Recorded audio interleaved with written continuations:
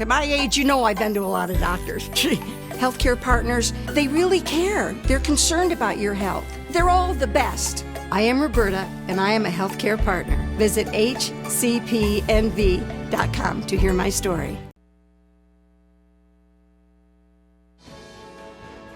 News 46 is brought to you by Comfort Hospice Care, where we give our patients and their loved ones peace of mind, knowing we provide the highest quality of care 24 hours a day, 7 days a week.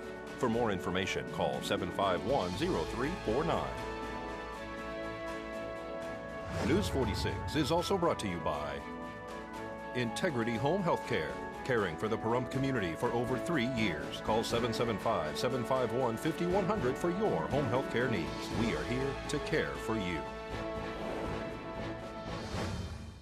Tonight on News 46, one person is transported to the hospital following an accident. The Pahrump Valley Museum celebrates 10 years, and the VFW holds a USO show to benefit their food bank. News 46 starts now. You're watching KPVM News 46 with Monique Mitchell. Local coverage from Deanna O'Donnell.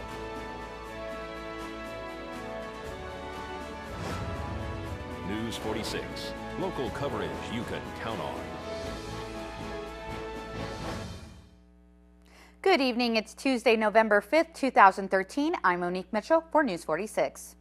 Well, KPVM television has been experiencing satellite interference with 3 of their 4 television stations, This TV, My Family TV, and the Pursuit Channel. We are sorry for the inconvenience that this has caused our loyal audience. There are technicians attempting to resolve these issues at this time. Thank you for your patience.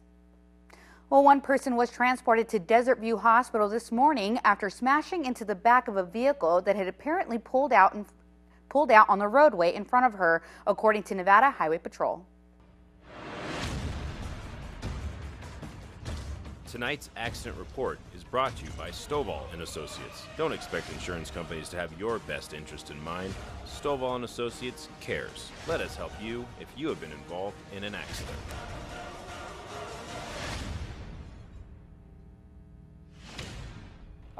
We had an orange-colored vehicle that was parked on the side of the road on State Route 160 just north of Mountain Falls, facing northbound.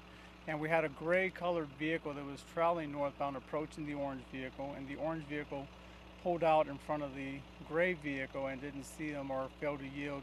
And unfortunately, we did have an accident here. A rear-end collision, right? Yes, ma'am, that is correct. And the airbags were deployed inside this orange car. The passenger here was the only one that was injured on scene?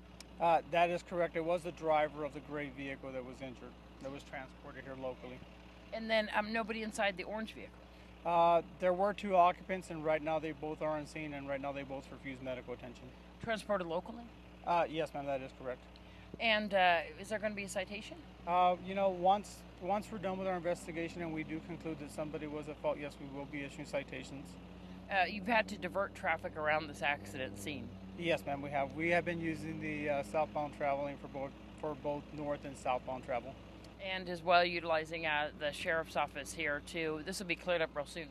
Yes, ma'am, we should have this cleared up hopefully in the next 15 to 20 minutes on here. And we just want to remind drivers to stay safe, be alert, and make sure that they have their route pre-planned to where they know where they're going, so there's no confusion on there. That's quite common now, especially with the GPS, people looking at maps and directions while they're actually traveling. Correct. That is correct, and then, you know, that also is a distraction as well for drivers out there. And we always advise people to pre-plan your route prior to your destination, so you know where you're going. These people pulled over, but weren't able to distinguish if there was a clearing before they entered the roadway. Correct. That is correct. They weren't properly able to navigate themselves back into the highway safely, and that's why we had an accident out here. Nye County Sheriff Detective David Borkowitz has sent through 3 press releases regarding recent offenders. The first is reported as a female who is wanted by law enforcement from Nye County and is also a fugitive from Metro Police in Las Vegas. Wanted is 22-year-old Jessica Holbert, aka Mary Moriarty. According to the Nye County Sheriff's Office, they arrested a female on drug paraphernalia charges and was booked into the Nye County Sheriff's Office Detention Center. At the time of her arrest, she produced a California driver's license in the name of Mary Moriarty and provided that name when she was booked. She was released the next day on her own recognizance. Nye County Sheriff's Office detectives working with the Las Vegas Metropolitan Police Department identified that the female identified herself as Mary Moriarty was actually Jessica Holbert. Holbert is a wanted fugitive from Las Vegas Metropolitan Police Department and is additionally a probation absconder and is wanted by Nevada Parole and Probation. It is believed that Jessica Holbert is traveling between Las Vegas and Pahrump. Nye County Sheriff's Office detectives would request that anyone with information as to her whereabouts please contact the Sheriff's Office at 751-7000. This is Deanna O'Donnell for News 46. A female from New Mexico and a local man were arrested earlier this morning traveling on Highway 160. Nye County Sheriff's Office has been conducting focused enforcements for narcotics. This morning, approximately 2 a.m., they pulled over a vehicle which was driven by 52-year-old Cecil Thomas Cooper from New Mexico, and 48-year-old Leslie Ward was in the passenger seat. According to the press release, detectives believe that Cooper was impaired and conducted a field sobriety test. Cooper failed to perform the field sobriety test successfully. Admissions were made in reference to methamphetamine use. Cooper was arrested for DUI and being under the influence of a controlled substance. Nye County Sheriff's Office K-9 Deputy Indy was used on the vehicle, which indicated for the presence of narcotics. During a search of the vehicle, approximately 8 grams of methamphetamine was located in the purse belonging to Leslie Ward, who's 48 years old, from Pahrump. Ward was arrested for being under the influence of a controlled substance, trafficking methamphetamine, possession of methamphetamine, and possession of drug paraphernalia. Both Ward and Cooper were booked in the Nye County Sheriff's Office Detention Center for the following charges: no front license plate, failure to maintain a travel lane under the influence of a controlled substance, DUI under the influence of a controlled substance, possession of methamphetamine, trafficking methamphetamine, and possession of drug paraphernalia. This is Deanna O'Donnell for News 46.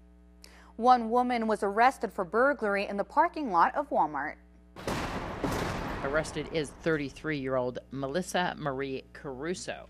According to the Nye County Sheriff's Office press release, they were investigating an auto burglary that occurred in the parking lot of Walmart. During that investigation, they located the suspect vehicle, which was operated by Melissa Caruso. She was located inside Walmart and was actively stealing from Walmart at the time of the apprehension.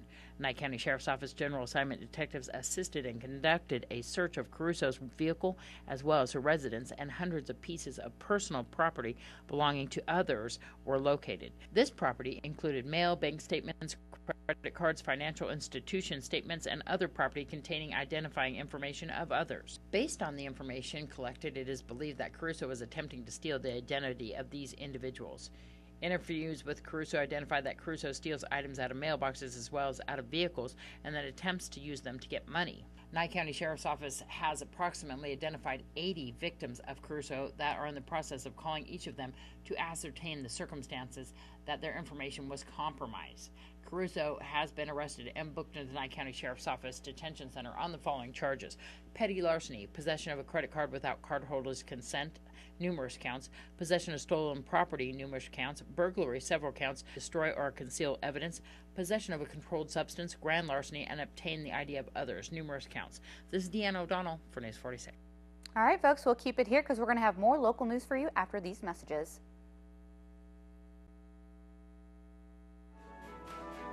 This portion of the news is brought to you by Albertsons. You're in for something fresh.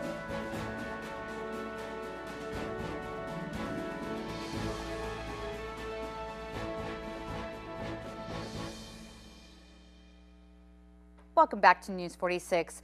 Leaders from the cities of Las Vegas and North Las Vegas are expected to vote tomorrow morning about sharing some services to save money. The city's agreement proposes the creation of a shared service committee consisting of 11 jointly appointed committee members. City officials are exploring the idea of sharing services in 10 departments: new economic development, finance, redevelopment, business licensing, park community centers, animal control, traffic operations, information technology, purchasing, and fire non-suppression support services. If both city councils give the green light, a study will determine which services should be shared. Nevada Highway Patrol Trooper Loy Hickson brings us today's tip concerning intersection safety. Hello, I'm Trooper Loy Hickson with the Nevada Highway Patrol, here to remind you about intersection safety. Way too many times we see crashes at intersections, so therefore we want to remind you of how to always stay safe. When you approach an intersection, you always want to make sure that you do slow down. Looking out for other vehicles is very important and allows you to be prepared for the unexpected. They may not see you, but by you seeing them helps you avoid a tragic incident. If you ever come to an intersection which is unmarked, you always want to yield the right of the way to the vehicle on the right. Being courteous every time you're in an intersection always helps us, helps you, and it saves people's lives. Once again, as a reminder, our goal in the state of Nevada is 0 fatalities, and with your help, we can reach that goal. Thank you. Well, after months of dodging allegations, Toronto Mayor Rob Ford told reporters today that he smoked crack cocaine about a year ago, probably, he said, during a drunken stupor. Pressure on Ford, who is 44 years old, increased last week when Toronto's police sheriff announced investigators recovered a video of the mayor that supposedly shows him smoking a crack pipe. That followed allegations in 2 media reports in May that a video showed Ford using crack cocaine last winter. Well, folks, keep it here because we're going to have more local news for you after this break.